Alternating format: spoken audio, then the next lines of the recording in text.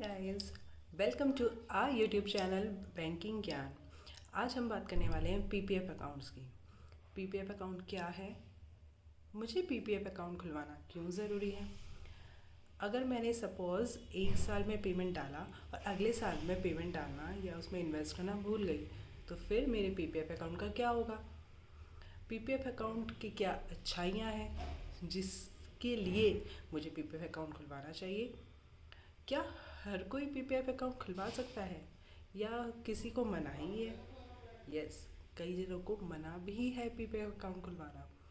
तो इन सारे सवालों के जवाब आज हमारे इस वीडियो में हम देखने वाले हैं। पीपीएफ अकाउंट के बारे में जितनी भी जानकारी हैं, जितनी भी चीज़ें हैं, सब डिटेल से हम यहाँ पढ़ने वाले हैं। तो आप हमारे साथ एंड तक जुड़े रहिएगा। हर एक क्वेश्चन, हर एक चीज़ का आंसर पीपीएफ अकाउंट से रिलेटेड आपको इस वीडियो में मिलेगा। चलिए हम बात करते हैं पीपीएफ की। पीपीएफ क्या है? पीपीएफ है पब्लिक प्रोविडेंट फंड। ठीक है, ये गवर्नमेंट अकाउंट है। मीन्स जो गवर्नमेंट है हमारी वो इसको अपने से टैकल करती है। ठीक है, बट मीडिएटर कौन होता है इसमें? बैंक्स होते हैं, पोस्ट ऑफिसेज होते हैं, जिसमें हम पीपीएफ अकाउंट खुलवा सकते हैं। ठीक है, पहले हम थोड़ा सा इसका बेसिक देख लेते हैं। पीपीएफ क्या है? पीपीएफ है सेविंग्स कम टैक्स प्लान, यानी कि टैक्स की सेविंग प्लस अपनी सेविंग, यानी आप इन्वेस्टमेंट भी करो और टैक्स का बेनिफिट भी लो।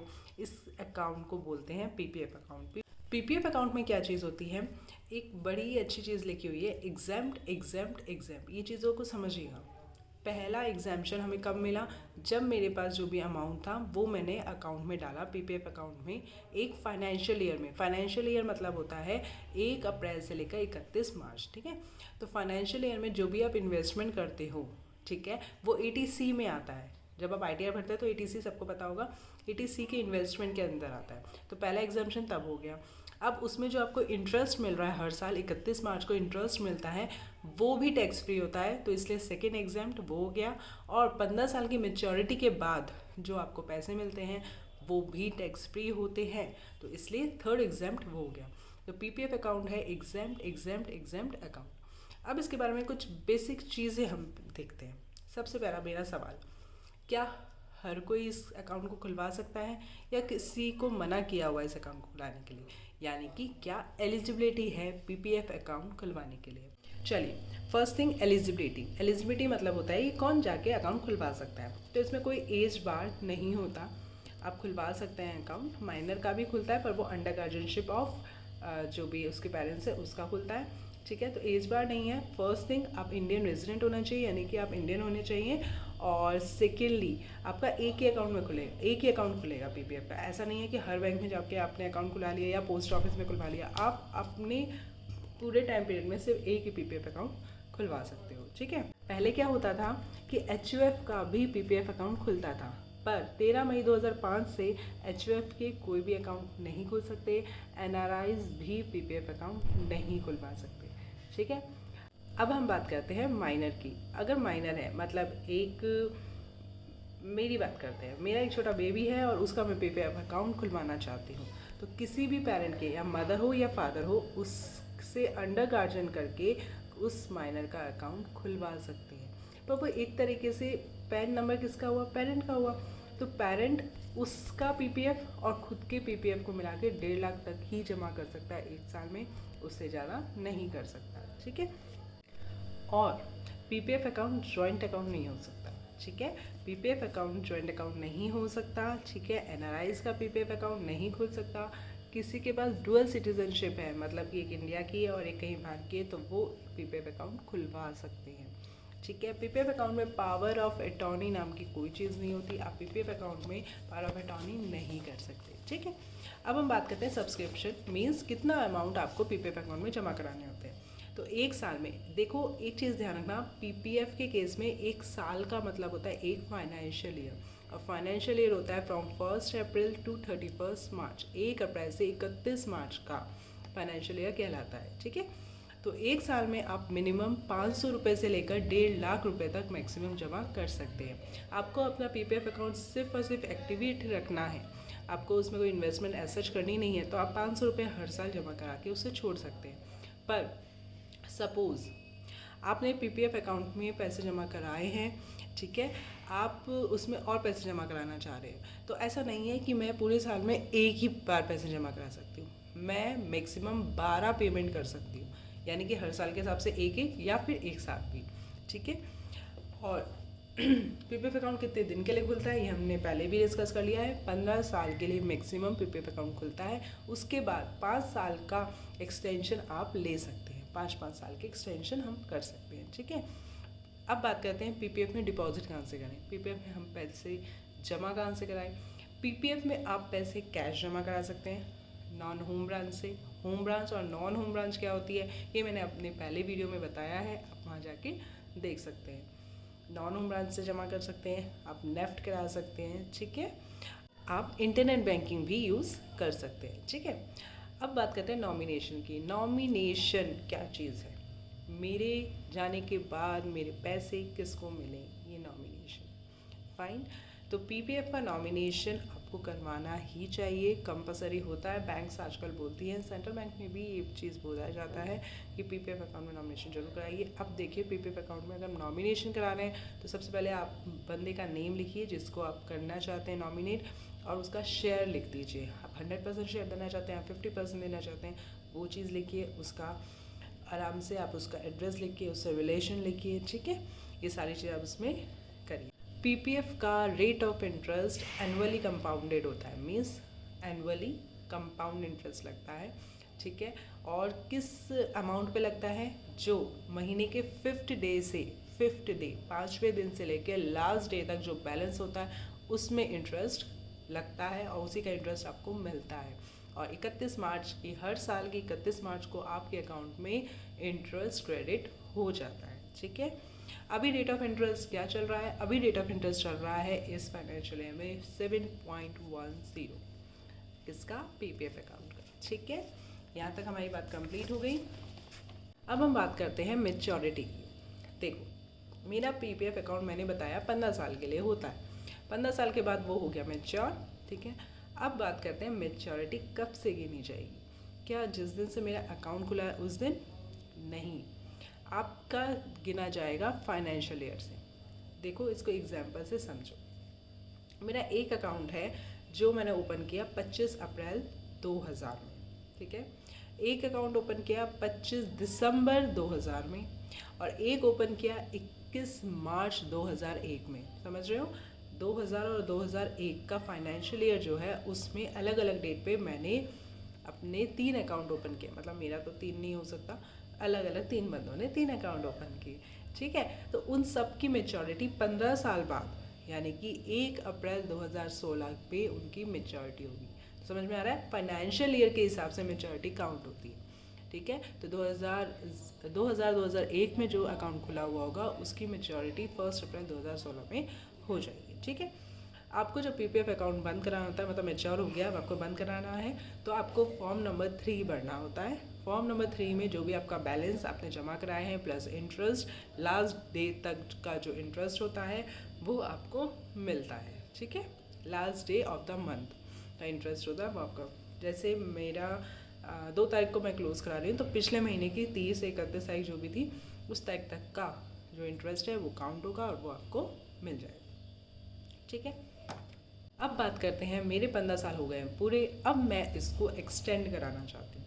तो एक्सटेंड कराने के भी आपके पास 2 ऑप्शन हैं। एक ये कि आपको कोई कंट्रीब्यूशन नहीं करना, बस सिंपल आपको एक्सटेंड कराना है। तो उसमें क्या होगा, आप 5 साल तक कोई कंट्रीब्यूट नहीं करोगे, मतलब कि कोई अमाउंट उसमें डिपॉजिट नहीं करोगे, बस आपका जो भी अमाउंट 15 साल के बाद था, ठीक है, वो फिक्स रहेगा, उसी पे इंटरेस्ट काउंट होगा, ठीक है। आपको कोई नया कंट्रीब्यूशन नहीं करना है। बट आप ये चाहते हो कि मैं कंट्रीब्यूशन वाला एक्सटेंशन करूँ, मतलब कि मैं 15 साल के बाद जब मेरी मैच्योरिटी हो गई है उसके बाद जो 5 साल का मैंने एक्सटेंशन लिया है उसमें हर साल मैं कुछ ना कुछ कंट्रीब्यूट करूँ, अपना अमाउंट डालूँ। तो आप उसके लिए फॉर्म नंबर H भरोगे, ठीक है, और उसके बाद आप आराम से उसमें हर साल कंट्रीब्यूट कर सकते हो। एक चीज़ और, सपोज़ आपने लिया है एक्सटेंशन, ठीक है, मेरे 15 साल हो गए थे पूरे, मैंने 5 साल का लिया एक्सटेंशन, उसमें आप हर साल कुछ अमाउंट विड्रॉ कर सकते हो इफ़ इन केस ज़रूरी हो तो। वो कितना होता है, वो होता है 60% of the beginning of the first year. जो भी आपका फर्स्ट ईयर था उसके बिगिनिंग में जो भी आपका अमाउंट था उसका 60% आप विड्रॉ कर सकते हैं। ठीक है, चलिए मेरा पीपीएफ अकाउंट अच्छा खासा चल रहा है, 15 साल तक मुझे चलाना है। बट हुआ क्या, 3 साल के बाद मैं चौथे साल में पीपीएफ अकाउंट में उस फाइनेंशियल ईयर में मतलब चौथे साल में मैं पैसे जमा कराना भूल गई। मतलब 1 अप्रैल से 31 मार्च के बीच में मैंने कोई कंट्रीब्यूट नहीं किया कोई भी अमाउंट। अब नेक्स्ट ईयर जब मुझे होश आया तब मुझे पता चला अरे मैं तो पिछले महीने कंट्रीब्यूट करना ही भूल गई। तो इस केस में क्या होगा, इस केस में क्या होता है, पेनल्टी लगती है। पेनल्टी होती है मिनिमम 50 रुपये, पेनल्टी 50 रुपये। ठीक है, और आपका सब्सक्रिप्शन अमाउंट जो भी है मिनिमम 500 रुपये वो आपको पे करने होंगे। अब देखो इस चीज़ को समझो, मैंने इस साल पेमेंट नहीं किया, ठीक है, नेक्स्ट ईयर मैं गई अप्रैल में और कंट्रीब्यूट किया, तो पिछले साल का 50 रुपये पेनल्टी प्लस पिछले साल का कंट्रीब्यूशन मिनिमम 500 और इस साल का कंट्रीब्यूशन 500, तो 1000 तो ये हो गए 50 रुपये पेनल्टी के साथ आपको जमा कराने पड़ेंगे और तब जाके आपका पीपीएफ अकाउंट दोबारा एक्टिव हो जाएगी। अब एक और चीज़, पीपीएफ अकाउंट में जो आपने 1050 रुपये जमा कराए हैं उसमें से 50 रुपये है वो गए गवर्नमेंट के पास और आपके पीपीएफ अकाउंट में 1000 रुपये की एंट्री आएगी। ठीक है, 500 रुपये इस साल के और 500 रुपये पिछले साल के। ठीक, ये हो गया पेनल्टी वाला सिस्टम। अब बात करते हैं पार्शियल विड्रॉल की। पीपीएफ अकाउंट आपका चल रहा है बट आपको कोई ज़रूरत पड़ गई है और आपको उसमें से करना है पार्शियल विड्रॉल। तो पार्शियल विड्रॉल के लिए आपको भरना होता है फॉर्म नंबर 2। ठीक है, और सेकेंडली कितना पार्शियल विड्रॉल आप कर सकते हो, वो कर सकते हो 50%। किसका 50%, जिस साल आप विड्रॉ कर रहे हैं उससे प्रीसीडिंग 4th ईयर का लास्ट वाला। अब बात करते हैं लोन की। पीपीएफ अकाउंट में आप लोन ले सकते हो, पर पीपीएफ अकाउंट में लोन लेने का क्या क्राइटेरिया है, उसमें लोन लेने का ये क्राइटेरिया है कि आप लोन ले सकते हो 3rd ईयर से 6th फाइनेंशियल ईयर के बीच में।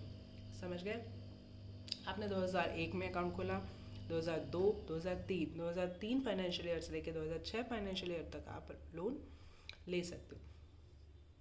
फाइनेंशियल ईयर काउंट होता है, ठीक है, ये मैंने आपको पहले ही बताया, फाइनेंशियल ईयर काउंट होता है।